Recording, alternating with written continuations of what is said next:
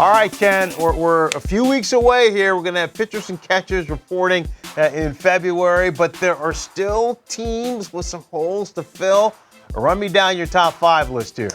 Fran, there are indeed teams with holes to fill, and I don't pretend that this is an exclusive list, that these are the only 5 teams with holes. So if you're watching, do not tweet me and say, Ken, what about? No, let's not go there. We're going to do these 5 teams, these 5 only. Let's start right now. And let's start with a team that has an obvious need at third base. That would be the Atlanta Braves, and the team that we know is one of the clubs pursuing Josh Donaldson, the free agent whom they had last year, had a brilliant rebound season, offensively and defensively. The question is, if the Braves do not get Donaldson, and many of us regard them as the favorite, then what happens? Well, then they're left with Austin Riley and Johan Camargo, both players with questions. So if no Donaldson, this becomes an even greater need for the Braves. Moving on this list, we're going to go across the country somewhat to St. Louis, where there is an outfield need. They've got Fowler in right, they've got Bader in center. Left remains a question. And this is a team that, of course, has been tied to Marcell Ozuna. You look at the candidates right there. They're high on Lane Thomas. We don't list Dylan Carlson, their top prospect, but they're high on him too. But someone like Ozuna would give them a much more established threat. And how about Nicholas Castellanos? Why wouldn't they be on Nicholas Castellanos? He doesn't cost a draft pick. Then you lose Ozuna, you get a draft pick. Castellanos is Ozuna's equal offensively, in my opinion, and defensively, with Ozuna compromised with his shoulder issue throwing, I don't know that there's much difference either. This is also a team, of course, that has been linked to Nolan Arenado. You get Arenado, you don't worry as much about your outfield. Moving on. Round 3. Oh, the Los Angeles Dodgers. Now, this is a team that has been uniquely positioned to make a big move all winter. They bid for Garrett Cole. They've been involved in discussions for Lindor and for Mookie Betts. But to this point, they have not made a major move.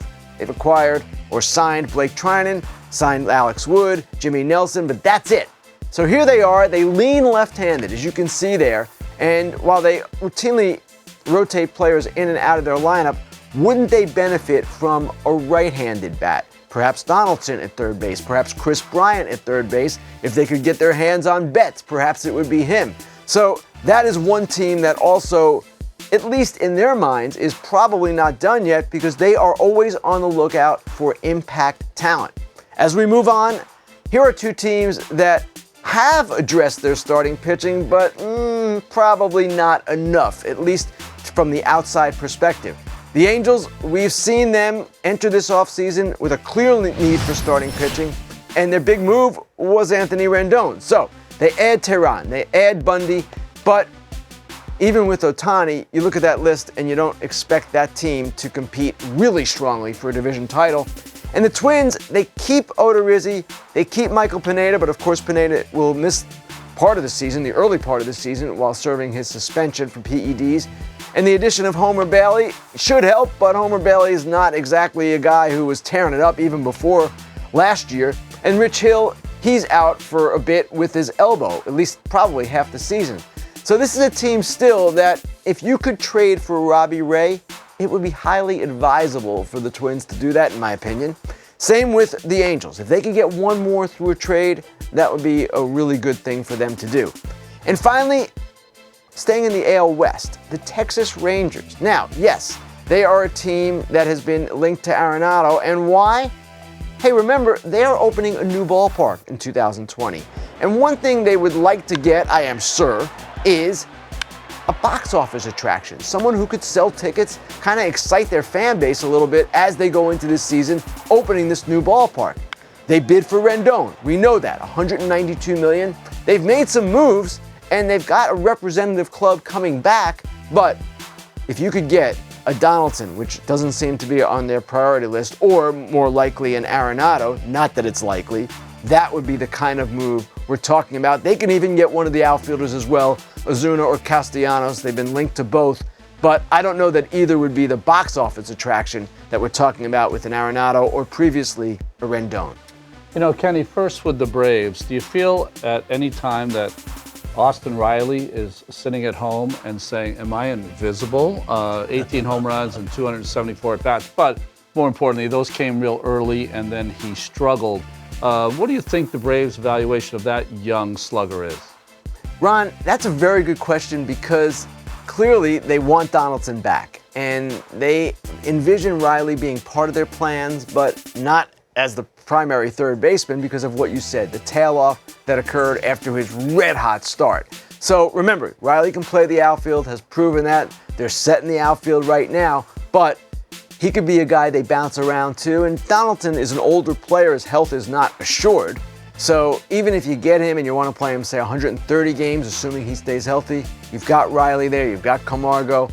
He's part of their plans, but I don't know ultimately if he's the guy, and that's the question that the Braves have right now. Who is the guy if it's not Donaldson? Kenny, the Twins were one of the teams I believe you reported earlier this offseason that had an offer on the table for Donaldson. It seems like maybe that's cooled off just a little bit, but you know, they've lost a couple of bats. They lost C.J. Cron, they lost Jonathan Scope. They won over 100 games a year ago. I know pitching is their main focus, but they certainly could benefit from a bat like Donaldson. They could. And remember, Fran, when I talked last week about the idea of them getting Donaldson and the reality that Nelson Cruz is entering his age 40 season and is a free agent at the end of the season. So he's been their ballast, their stability in the middle of that lineup, enabling their younger hitters to kind of grow and mature at their own pace. And without him, it becomes a little bit more problematic. Now, obviously, those guys will have another year under their belts and they'll be that much more established. But someone like Donaldson would give them that stability going forward, and that is why the move makes so much sense for them. And also, defensively, it would upgrade them significantly at third base, enabling them to move Sano to first. So it has kind of a multiplier effect on the team. And we'll see what happens here, because they ultimately could be the high bidder for Donaldson. Then it becomes a decision. Do you take less money to go to Atlanta or some other club, perhaps the Dodgers? Or do you take the most money in Minnesota if indeed they are the team at the top of the bidding? You know, Kenny, one more from me. We started the show talking about the Dodgers signing Alex Wood, but they certainly haven't done a lot. You mentioned the hole they could fill. I think part of the reason when we showed that lineup, you had Smith and Lux in the 7 and 8 hole. They need another hitter just to have more depth, I think, in that lineup and not put so much pressure on those younger players. Ron, I agree. And third place is an obvious place for them to make that move. You can move Turner to first. He's entering the final year of his deal. And then you have that guy right there at third in the middle of your lineup going forward. They were interested in Rendon as well. Remember, the two sides just didn't really have a meeting of the minds. Rendon didn't want to be there. They didn't want him if he didn't want to be there. But he was a player that they were fixated on, as well as Cole, and it just didn't happen. So I'm with you. They can use one more guy. Donaldson is interesting for them because he would bring them a certain edge. And obviously this team has been really successful in recent years, but at times, and this is one observation, people with the team might not agree, at times it appears to me they would benefit from a little bit more fire like he provides. And one more on the Dodgers here and Lindor, because there was a lot of early talk about potentially those two teams having a conversation. And not that you know for sure, but are the Dodgers basically saying Gavin Lux is they're not going to put him in any package? Because it seems like the holdup with Lindor is that, the Indians wanted Lux back. That was one of the question marks. That was certainly part of it. And yes, Fran, they are not parting with Lux in a Lindor type trade.